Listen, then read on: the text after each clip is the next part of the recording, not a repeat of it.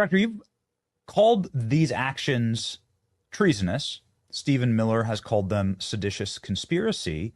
If you lay out the fact pattern, specifically given the Durham annex and what we've heard reported is going to be in it, you'll find that Christopher Steele was working for sanctioned Russian oligarchs, that many of his sources were Russian spies.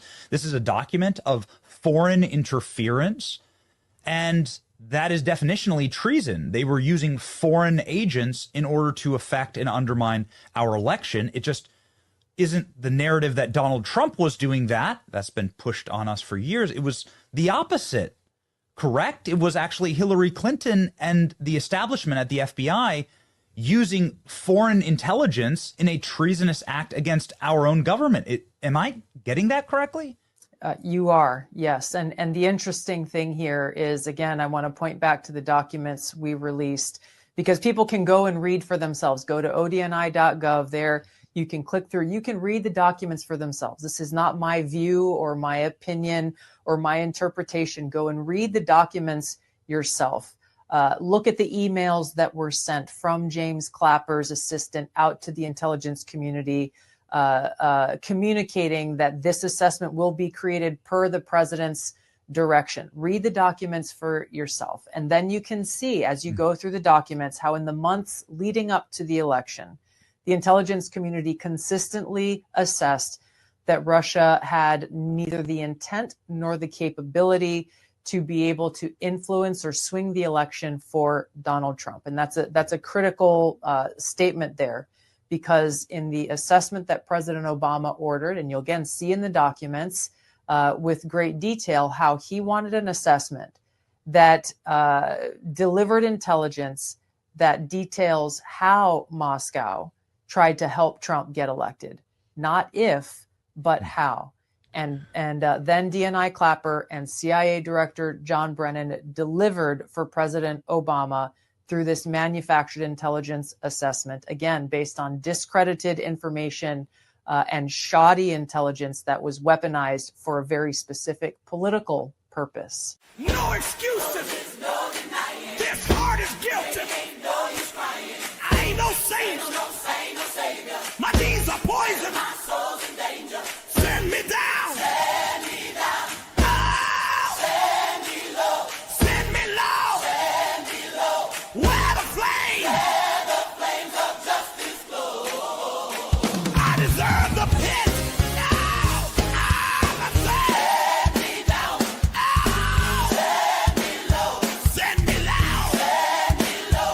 Where the flame? Where the flames of justice glow. I deserve the pit. Ladies and gentlemen, it's time to make the chimichangas hot and fresh out the kitchen. We have the White House press dais in shot.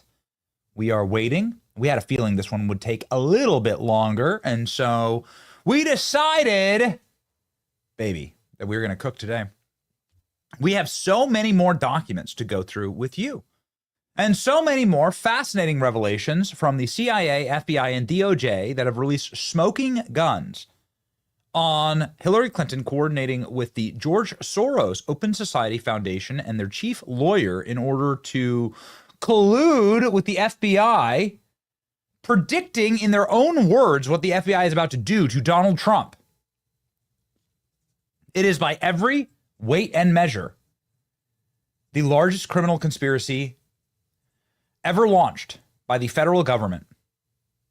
President Trump has revealed today the Durham annex that shows that they were not only hiding this from you when they launched this hoax against Trump, but they hid it from you for the last 5 years.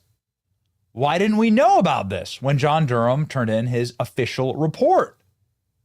Why has this been kept a secret from the American people for so long? Let's dive into it here, ladies and gentlemen. Carolyn Levitt will be out. We're not exactly sure when. Of course, you won't miss a second of it. Our best producing team in the world will be locked and loaded and will cut me right off as soon as Carolyn Levitt takes the dais. Here she is. There she is. Let's rock and roll. Everyone. We have a lot of news today, and I have quite a few announcements for you. So let's get to it. First, on behalf of the President and the White House, we express our deepest condolences to the family of New York police officer Islam, who made the ultimate sacrifice in defense of his fellow New Yorkers. As the funeral services are held in New York City today, everyone at the White House is keeping the officer's family, friends, and fellow NYPD law enforcement officers in our thoughts and prayers. The President has always and will always proudly stand with our men and women in blue. May God bless Officer Islam and the other individuals who were tragically killed in this senseless act of violence. In other news, President Trump's working visit to Scotland was a huge success. In less than 48 hours, President Trump brokered the biggest, most impactful trade deal in history and prevented a war in Asia for the second time since he took office. We have never had a president who wields the full power of the United States to negotiate good deals for our country and its people like President Trump. This is what maximum leverage looks like. On the peace front, President Trump helped deliver an immediate and unconditional ceasefire between Thailand and Cambodia. The two countries were engaged in a deadly conflict that had displaced more than 300,000 people until President Trump stepped in to put an end to it. The president spoke directly on the phone with the acting Prime Minister of Thailand and the Prime Minister of Cambodia to inform both leaders that unless they brought their conflict to an end, there would be no trade discussions or agreements with the United States. Almost immediately afterward, a peace was brokered that will save thousands of lives and allowed for trade negotiations with these countries to resume, and they have. The president has now ended conflicts between Thailand and Cambodia, Israel and Iran, Rwanda and the Democratic Republic of the Congo, India and Pakistan, Serbia and Kosovo, and Egypt and Ethiopia. This means President Trump has brokered, on average, about one peace deal or ceasefire per month during his 6 months in office. It's well past time that President Trump was awarded the Nobel Peace Prize.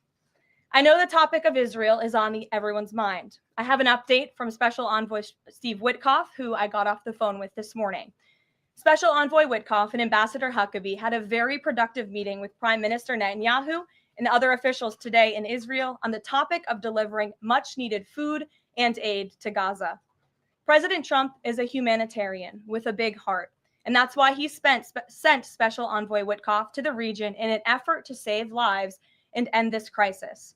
Tomorrow, Special Envoy Witkoff and Ambassador Huckabee will be traveling into Gaza to inspect the current distribution sites and secure a plan to deliver more food and meet with local Gazans to hear firsthand about this dire situation on the ground. The special envoy and the ambassador will brief the president immediately after their visit to approve a final plan for food and aid distribution into the region. And we will provide more details for all of you once that plan is approved and agreed on by the President of the United States. On the trade front, the president secured a historic trade agreement with the European Union that puts America first and fundamentally strengthens the economic relationship between the two largest economies in the world. This deal delivers on two of President Trump's core promises on trade, supercharging America's manufacturing capacity and opening up foreign market access to American businesses. The deal guarantees that American businesses will have unprecedented levels of access to the European Union markets to export our American-made goods. Also, as part of this agreement, the EU will purchase $750 billion in U.S. energy to strengthen our energy dominance, reduce European reliance on adversarial sources, and narrow our trade deficit with the EU. The EU will also make new investments of $60 billion in the United States, in addition to the more than $100 billion the EU companies already invest in the US every year. All of these massive purchases and investments will happen by the end of 2028. What we are watching is President Trump rebuilding the greatest economy in the history of the world and simultaneously proving the so-called economic experts wrong at every turn. Media pundits said a trade deal with the EU this monumental and beneficial to America would be impossible, but President Trump made it happen. The so-called economic experts repeatedly said that the American economy would be in a recession this summer. Well, summer is here. It's almost over, and that recession does not exist. Yesterday, in fact, real GDP growth in the second quarter increased at a 3.0% annual rate, significantly above expectations. President Trump's America First policies are driving economic growth, as he always said they would. And this growth is being driven by the private sector, not the government. Federal government spending fell for a second straight quarter, while real business fixed investment rose by nearly 2% following its first quarter surge. President Trump is right-sizing government spending, reversing the damage done by the Biden administration, and allowing the private sector to flourish. The same so-called experts claimed that President Trump's tariffs would spike inflation and hurt American consumers. But consumer spending growth just accelerated, and inflation remains right on track. For the past 5 straight months, core inflation has come in below market expectation and remains in line with the Fed's 2% inflation target. Meanwhile, customs and tariff revenues have already totaled more than $150 billion since President Trump took office, leading to the first June budget surplus in nearly a decade. Those revenues will skyrocket even further starting tomorrow when new reciprocal tariff rates take effect.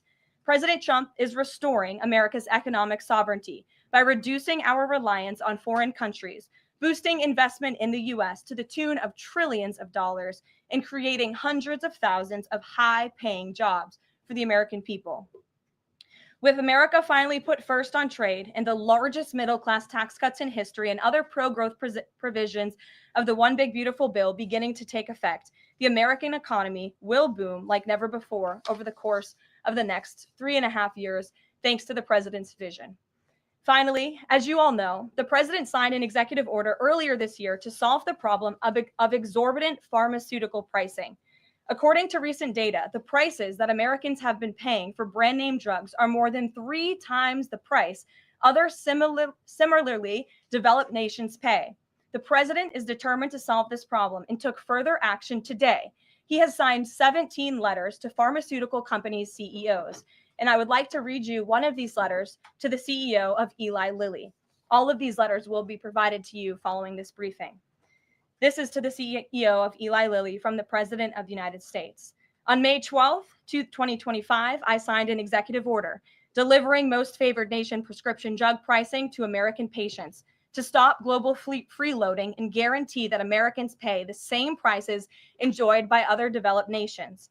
Right now, brand name drugs in the United States are up to 3 times higher on average than anywhere else for the identical medicines.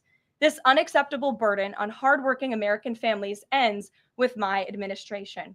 Most proposals the Trump administration has received to resolve this critical issue promised more of the same, shifting blame and requesting policy changes that would result in billions of dollars in handouts to industry.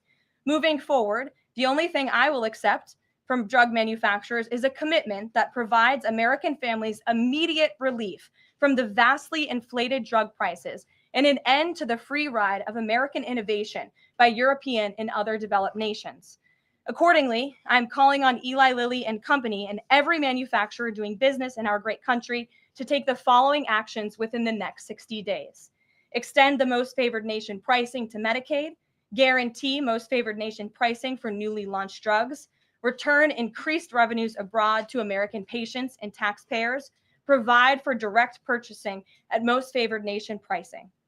The president's team, including Secretary Kennedy and Administrator Oz, stand ready to implement these terms.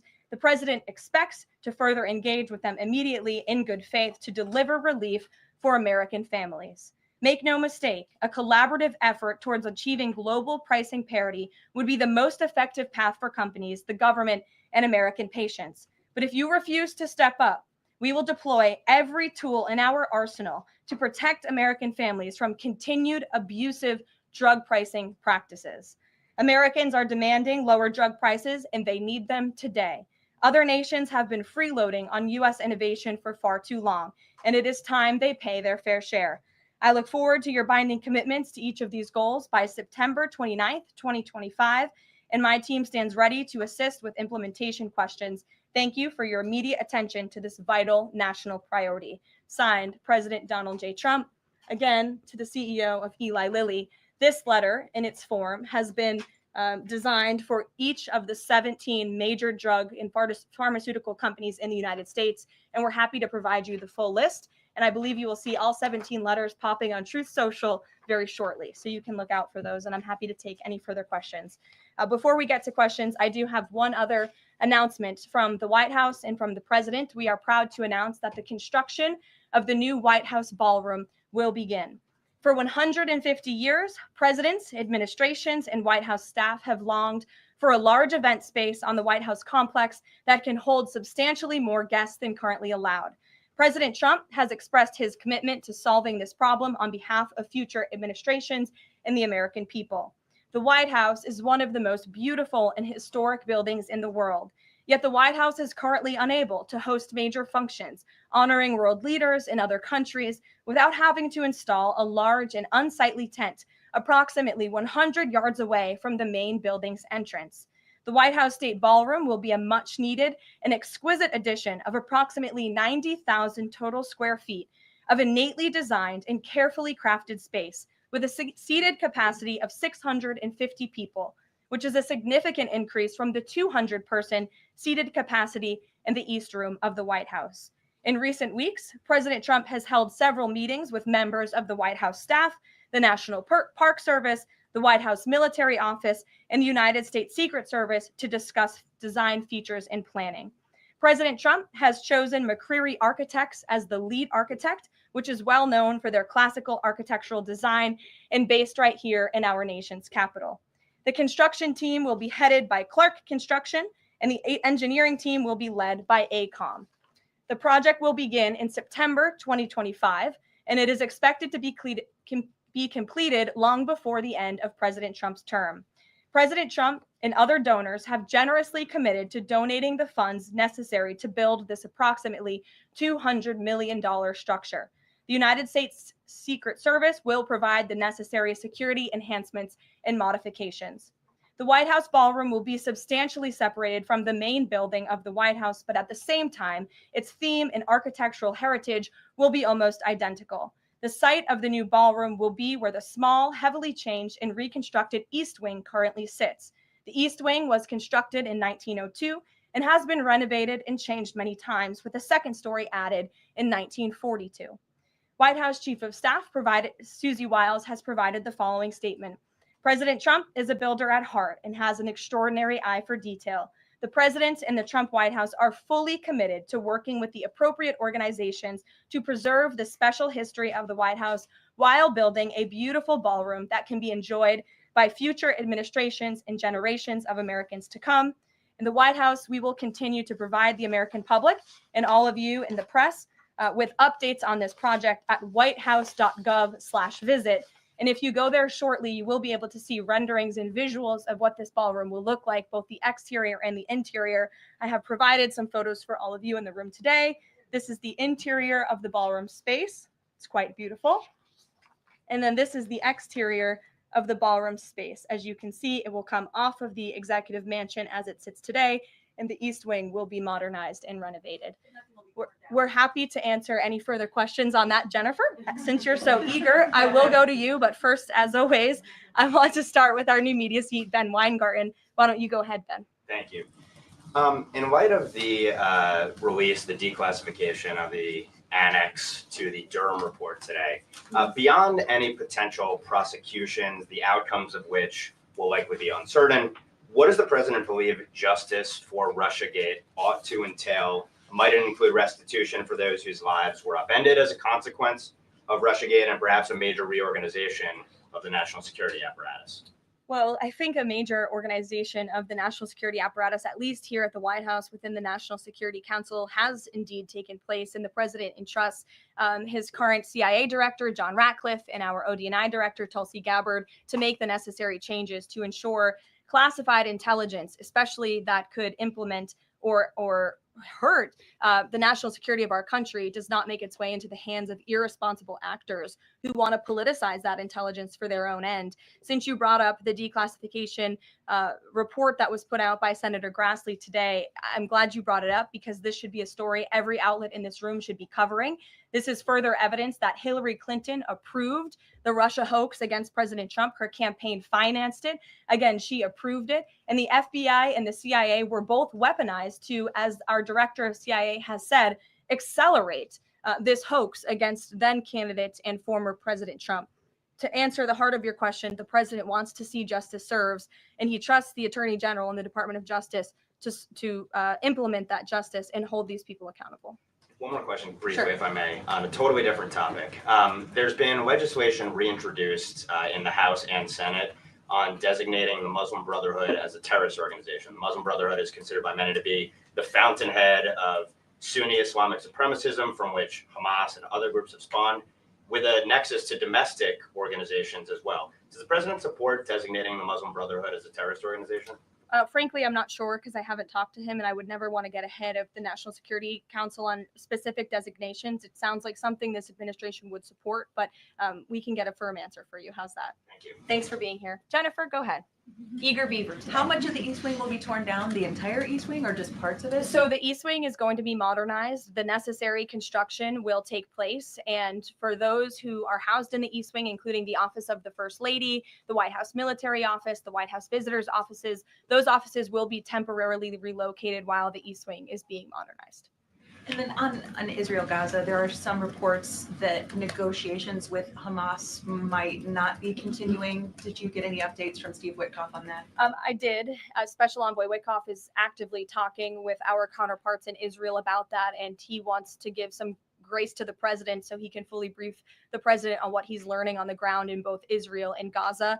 But the president put out a very strong statement on Truth Social this morning, which I'm sure you saw.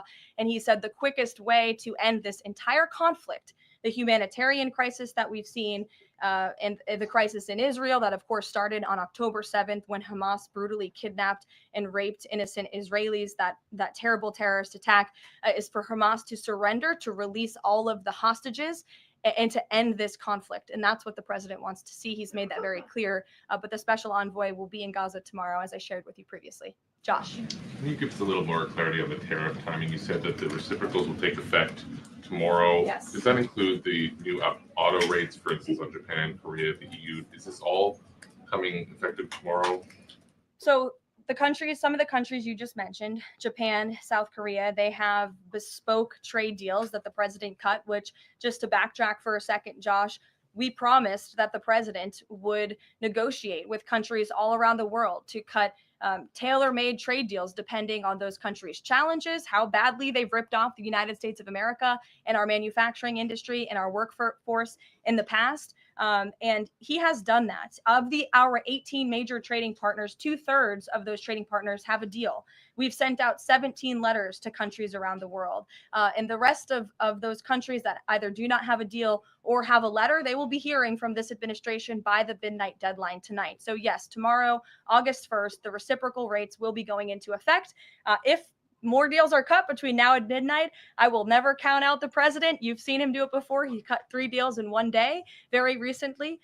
So we'll see what happens. I do know foreign leaders are ringing his phone, realizing this deadline is a real thing for them tomorrow, and they're bringing offers to the table.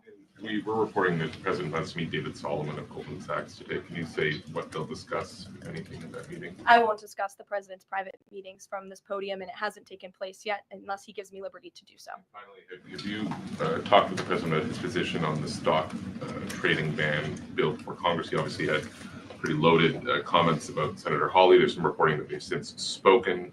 What is his position on the current status of that bill? The president has spoken to Senator Hawley, who called him, and the president took that call. As the president said in the Roosevelt Room yesterday, conceptually, he, of course, supports the idea of ensuring that members of Congress and United States senators who are here for public service cannot enrich themselves. And the reason that this idea to put a ban on stock trading for members of Congress is even a thing is because of Nancy Pelosi. I mean, she is rightfully criticized because she makes, I think, $174,000 a year, yet she has a net worth of approximately $413 million. In 2024, Nancy Pelosi's stock portfolio, this was a fascinating statistic to me, grew 70% in 1 year in 2024, and her portfolio outperformed every single large hedge fund in that same year, and even more than doubled the returns of Warren Buffett's Berkshire Hathaway. So I think the president stands with the American people on this. He doesn't want to see people like Nancy Pelosi enriching themselves off of public service and ripping off their constituents in the process. As for the mechanics of the legislation and how it will move forward, the White House continues to be in discussions with our friends on Capitol Hill. Brian, Emily, quick. in a new seat today. Thanks, Caroline. I wanted to ask about this report that the president wants to host a G20 meeting at Trump Durrell. How is he going to do that considering all the preparations that have been going on in South Africa? And also, would that be seen as his businesses possibly profiting from hosting this kind of meeting? I would reject that premise entirely. We have announcements and details forthcoming on the G20, but my understanding is no firm announcement is ready to be made at this time. I did see the report, but we're not in a place to confirm it just yet. Michelle? Just on the tariffs, what are the logistics for imposing those? Does the president have to sign an executive order tonight? What's the timing of that? Yes, and he will be signing an executive order at some point this afternoon or later this evening. And as always, we'll keep you posted when that happens, and it will be released from our office. And there's some of these countries that have they all had contact with U.S. officials, or are there some countries that are going to get letters that have had no opportunity to negotiate with the United States? Well, there's a lot of countries that I know have reached out. I believe it's upwards of 200 countries around the world have reached out to the trade and tariff team. Of course, as I said previously, and the president said, we're going to prioritize our key trading partners, which we have done. Like I said, of the 18, 2/3 of those we have cut these tailor-made deals with. But I do know that the trade team has been working around the clock to try to be in correspondence with as many countries as possible. But if they haven't heard from us yet, they will in the form of a letter or an executive order by midnight tonight. We'll go to the back. Sure, go ahead. In the back left. Thank you. Amanda, yes. Thank you very much. I have a question to ask about the US, Amanda, you can go ahead. US and South Korea tariff negotiations. At the tariff negotiation between South Korea and the United States concluded yesterday. President Trump stated on his SNS, Truth Social, that he would announce the specific details of the investment in the United States at the South Korea United States Summit in 2 weeks. My question is this tariff negotiation a final agreement, or is further negotiation necessary? Well, yes, as you know, the president met with representatives of the Republic of South Korea here at the White House yesterday, and they did, in fact, reach a deal. And South Korea will pay a 15% tariff rate, including 15% on autos, while providing historic market access to American goods like autos and rice. Korea will purchase $100 billion in American energy by 2028. And the centerpiece of this deal is that South Korea has agreed to invest $350 billion at the president's direction to revitalize American industry. 90% of those profits will go to the United States government to help pay down our debt and for other matters at the president's choosing. So it was a very successful meeting yesterday. When is set up the further US-South Korea summit day? I'll get you something on that. I don't have it at my fingertips. Okay, Amanda. Thank you, Caroline. There are a number of congressional Republicans who have raised the alarm about the fact that roughly 80% of pharmaceuticals are either manufactured or their precursors are manufactured in either China or India.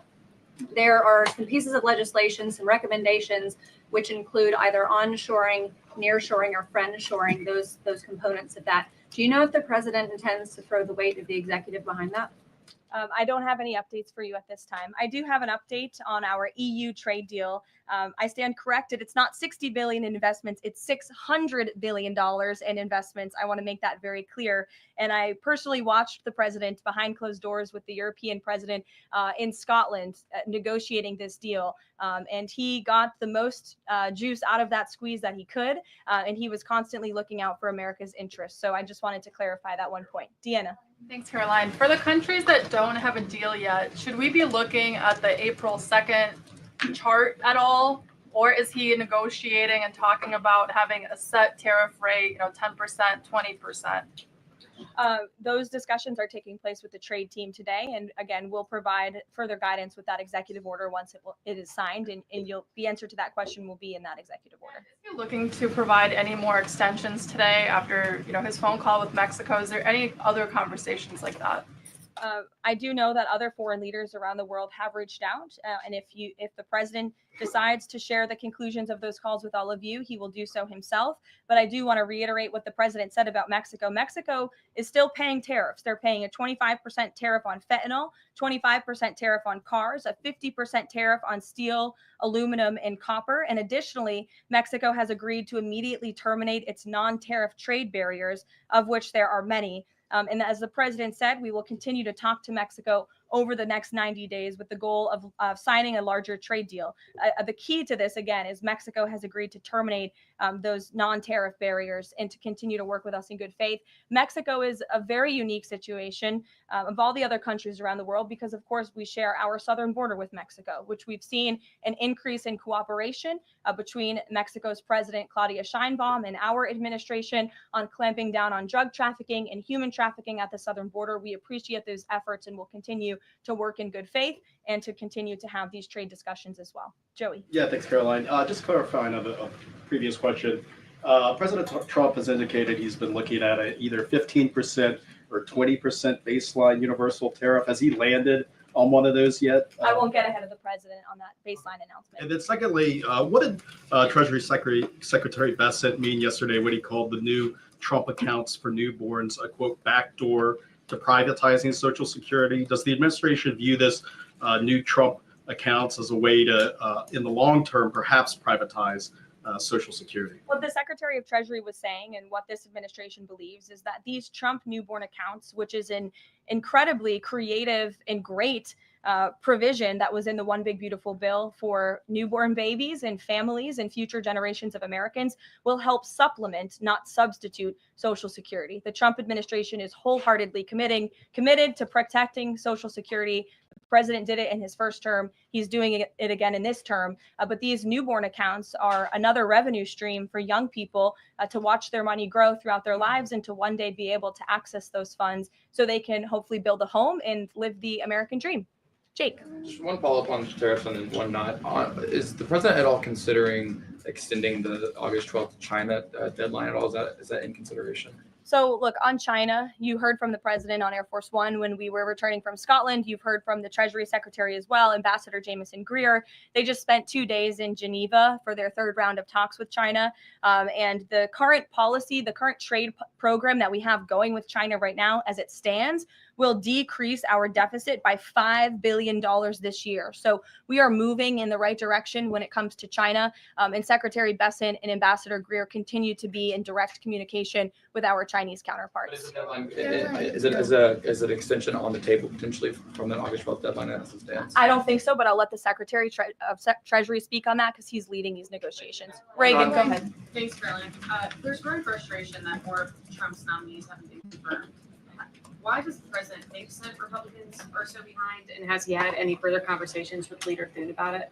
The president has had many conversations with his friends in the United States Senate about advancing his nominees, his judicial nominees through this process. It is critical that we get these good attorneys in these positions so that we can end the weaponization of justice, so we can have true law and order in our country. It's unfortunate the Democrats are playing political games, but the president has made it clear to Senate Republicans they need to do everything in their power to advance the president's nominees as well. Kelly, go ahead. Caroline, thank you. 2 questions real quickly. Sure. Nigeria. Congressman Chris Smith, Republican from New Jersey, is calling upon the President of the United States to do something in terms of imposing perhaps sanctions on Nigeria for the persecution of Christians living in the northern part of Nigeria by radical Islamic groups. Has he contacted the president yet? And do you know if there's any action that the president will take? I'm not tracking a call between the president and the head of Nigeria. I know the president wholeheartedly condemns the persecution of Christians or frankly of people of any faith all over the world, but I don't have any updates for you in terms of sanctions in this part of the world. My second question, Caroline, deals with immigration here in America. As you know, a lot of deportation has been going on. ICE has been going after violent criminals that are here illegally, and rightly so. In the midst of that, there are some evangelical pastors who are stating that it may have gone to a point of being indiscriminate and actually getting innocent people, like members of the clergy. Has the president and has ICE looked at that to see how they can actually go after those violent criminals, but also make sure that members of the clergy are still not being deported? Well, look, the administration has always maintained the position that anyone who illegally crosses our nation's borders is subject to deportation. That's just the law of the land, and we must be a nation that enforces our laws. But the priority from ICE, of course, is to deport, detain, arrest, and remove violent illegal aliens and criminals from our country. And they have been doing that at the rate of thousands of illegal violent criminals every single week, especially in Democrat-run sanctuary cities where these illegal violent criminals have been given a safe haven and have essentially been immune from our nation's laws under the previous administration. That's not happening anymore because of this president and Secretary Noem and the Department of Homeland Security. And we are going to be a nation of laws. And as we've said repeatedly, if you came here illegally, you are subject to deportation. But the priority are those public safety threats that we must remove from our communities. Thank you so much, Caroline. Two questions. So what Hamas hardness its position and Israel provides aid? Do you have any new information on the hostages that need aid too? And second question, we heard President Trump criticize President Macron and Prime Minister Starmer for their statement about recognizing a Palestinian state. What is the president's position on recognizing a Palestinian state? And will he recognize Israeli sovereignty in Judea and Samaria? I can answer both of those questions for you.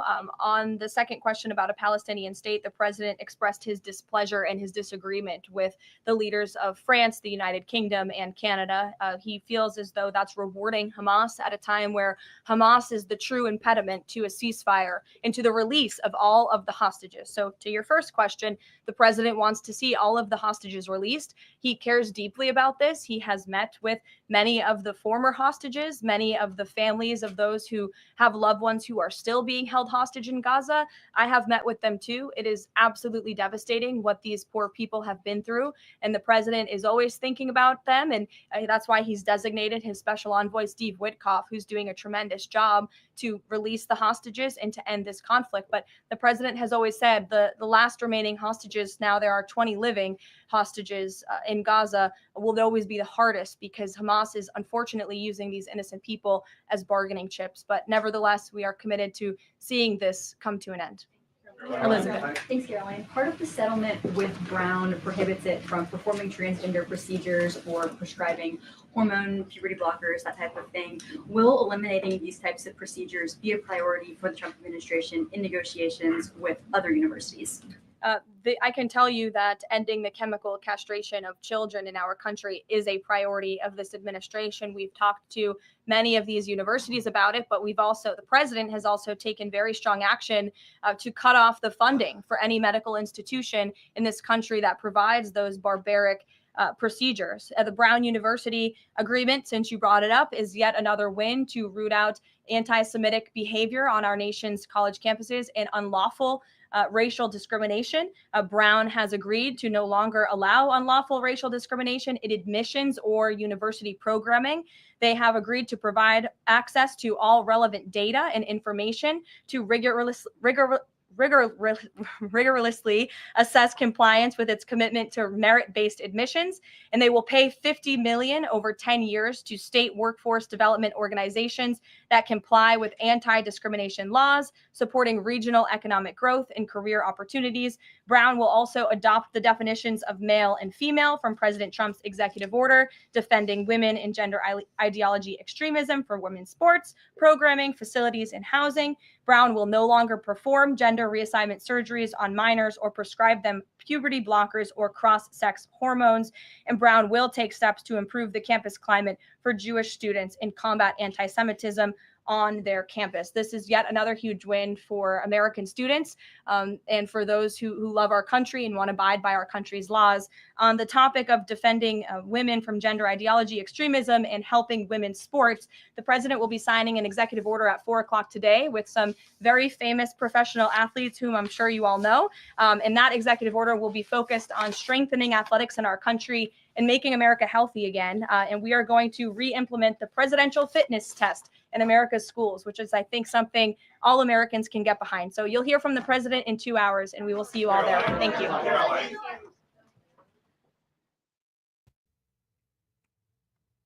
Well, ladies and gentlemen, okay. A lot of different topics covered there. I thought that they would go harder on the Durham Annex being released. However, let's go ahead and cover what she did say. Carolyn Levitt saying here on the Durham Annex's release. This is, of course, in my opinion, the most important breaking news in the history of breaking news. Okay, it's a big story. It's the biggest story of the day. This should be a story. Every outlet in this room covers Hillary Clinton approved of the Russia hoax against Trump, and the FBI and the CIA were both weaponized. We'll see, ladies and gentlemen. A lot in my timeline about the brand new Trump-funded ballroom inside of the White House. It's going to be nice. And Carolyn Levitt then ping-pong balling onto a number of different topics. I suppose Nigeria and so on. All of it, I think, like not saying that any of the questions were specious. I thought the whole room would be rip-roaring on the Russiagate documents. But hey, listen, I got to tell you, they don't want to cover this. Corporate media don't want to cover this because they're part of the cover-up. They're part of the actual plot. And we learned that. We learned that in the emails that were released. That, for instance, and I'll just pop one up here. But for instance, that CrowdStrike, the investigative body that was supposed to go out and investigate who hacked the emails at the DNC, that they were going to be going to the media. The whole strategy was that they were going to be going to the media and playing cover, like acting as cover agents for all of this. It's wild. Absolutely devastating. In the absence of evidence, CrowdStrike will supply that to the media. What? CrowdStrike isn't an IT firm. It's Democrat Party protection racket caught running interference for Hillary Clinton while cosplaying cybersecurity experts burn it all down. And there's quite a bit of actual evidence on this. This Leonard Bernardo as the lawyer for George Soros and the Open Society Foundation. This is the critical piece of evidence right here. We're going to rip more into it tomorrow on the program. I think we're going to have Mike Benz on and also Tim Burchett. It's going to be a rowdy show tomorrow. Don't miss it. We're going to be throwing haymakers. Open bar. There's so much to unpack here. We already have one piece up on it. We're planning on digging into a number of different angles. Obviously, we had Matt Gaetz and Tulsi Gabbard on today on the stream along with Posobiec. And man, this is just wild. If you go and you read it, let me give you the TLDR, because you can go through post after post and email after email, and we'll go and show you all the documents. We'll probably do just like a massive breakdown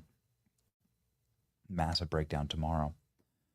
But here's the TLDR. Here's the full. We've read a lot of this, highlighted a lot of it, and gone through it. What this shows, beyond a shadow of a doubt, was that Hillary Clinton used Russian intelligence that was written in order to smear Donald Trump. She got this through a guy who's working for a sanctioned Russian oligarch. So by every measure, Hillary Clinton is a Russian asset who was using dirty Russian intel, laundering it through our intelligence agencies like the FBI and CIA in order to kneecap President Trump, in order to destroy President Trump. She is the Russian collusion that she's been looking for all of this time. It's a monster story. What does George Soros have to do with it? Somebody's got to pay for all this. You can see Soros's name and the Open Society Foundation and Soros's lawyer. Their fingerprints are all over these documents. We still have no idea who paid for the Steele dossier. This stuff is expensive. Doing these kind of things, running these kind of ops are expensive. So who paid for it? Where's that all come from? Ooh, baby. So much to unpack here. We're going to cook tomorrow on the stream. Prepare. We told you D-Day is here. And boom, right on time. Ladies and gentlemen, we just want to say thank you very much. Stay tuned to the channel. In the end, we win. It's your boy Benny. See ya. No excuses. This heart is guilty. I ain't no saint. My deeds are poison. My soul's in danger. Send me down. Send me down. Oh. Send me low. Send me low. Send me low. Where the flame? Where the flames of justice glow. I deserve the pit. Oh. Send me down. Oh.